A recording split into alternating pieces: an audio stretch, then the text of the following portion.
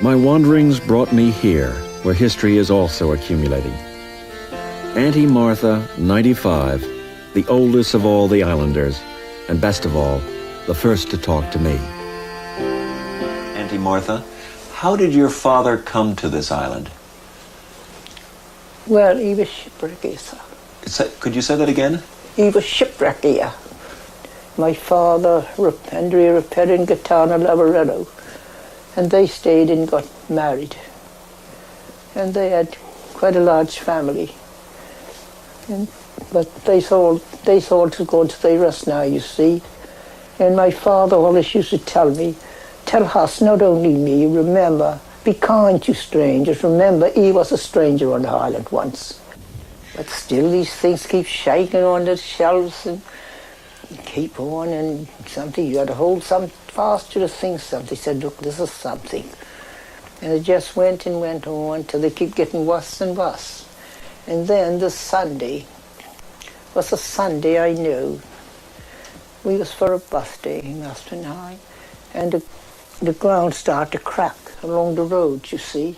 And what do you imagine life's going to be like when you get to Britain? Well, we don't really know because we haven't been to outside well yet. But what do you think yourself? Well, I think the good Lord will look after us and we'll be happy there. Were the people nice to you in England? Yes, very nice. They was very kind to us. They couldn't wish enough. The only thing we longed for our homestead in England was so different to us, you know. Have you ever seen television? No. It's a box with a picture in it and you see cowboys in it. Would you like to see that? Yes. We didn't used to have no television, we never had no gas, no refrigerators, we never nothing like that. But after we come back to Tristan, we got everything is up to date. You have Dallas now? Yes, we got... Is it better because of Dallas? I like to come back to Tristan for the sake of my children, because in England you have to keep them indoors all the time. And that's one thing we ain't used to, is our doors locked and our children shut up inside all the time. But here in Tristan is a free life for them. They can run about, they can go where they like. You haven't got any worry about with them. Life in England's better, and there's better prospects in England for the younger people. Would you say you were pretty contented to be back? Yes, rather. I wouldn't part with my little Highland home for anything. Too quiet and lovely. Is it the same with you? Beg your pardon, sir? Is it the same with you? Well, it's no place like home, no. It's just quite too lonely. It can be lonely, but it's no place like home. Are you happy to be back in Tristan? Happy in a way, sir, and sad in another. For the peace of my heart is in England. And I long to be there, for to be lay at rest beside him, but that can never be. But my brother-in-law is looking after his grave there and keeping it nice and clean. But I send what little money I send to help him to, you know, flowers in England. It's like on Tristan. Tristan, you come one another's garden and say, oh, can I have a bunch of flowers? Yes, go and pick what you want. But in England, you have to go and buy those flowers. You see, everything in England is money. There's nothing we get without money. You won't get a pin, you won't get a needle. No use telling me. You won't get a pin and you won't get a needle if you ain't got the money to buy it. I've been in England and I know England. England is a nice place and a lovely place, a beautiful place, and the people is very kind. But everything is money.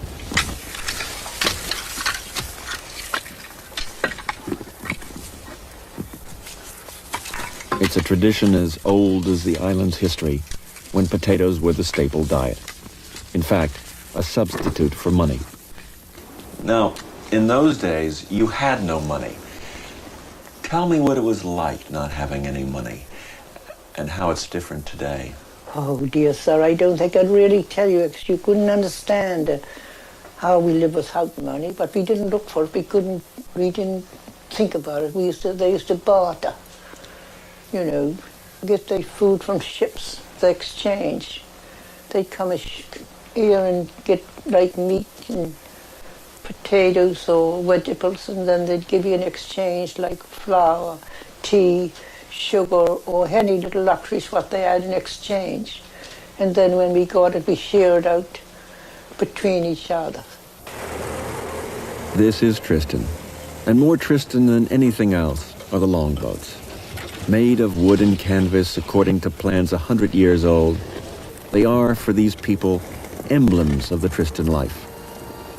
For them, it would be a sacrilege if they were fiberglass or metal and powered by anything less than the wind.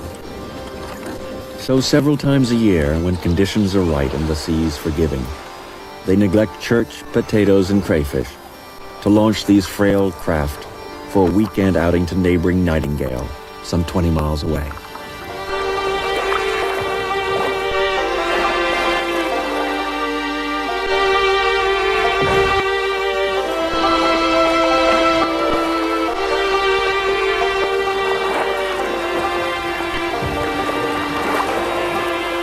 And it was on this voyage that for one moment I didn't feel like an outsider.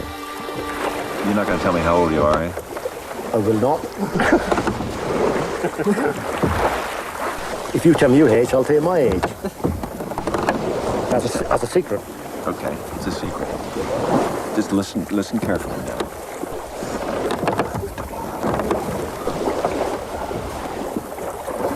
We call bees like you chickens. I hope he meant spring chicken. First time I've been called that. When us two old fogies leave, these young kids, are they going to have a Tristan that's just the same as it is today? Well, that I don't know. That's a question I can't answer you, but I can't care less because I be done and gone, or gone. It's up to those own self to make their own.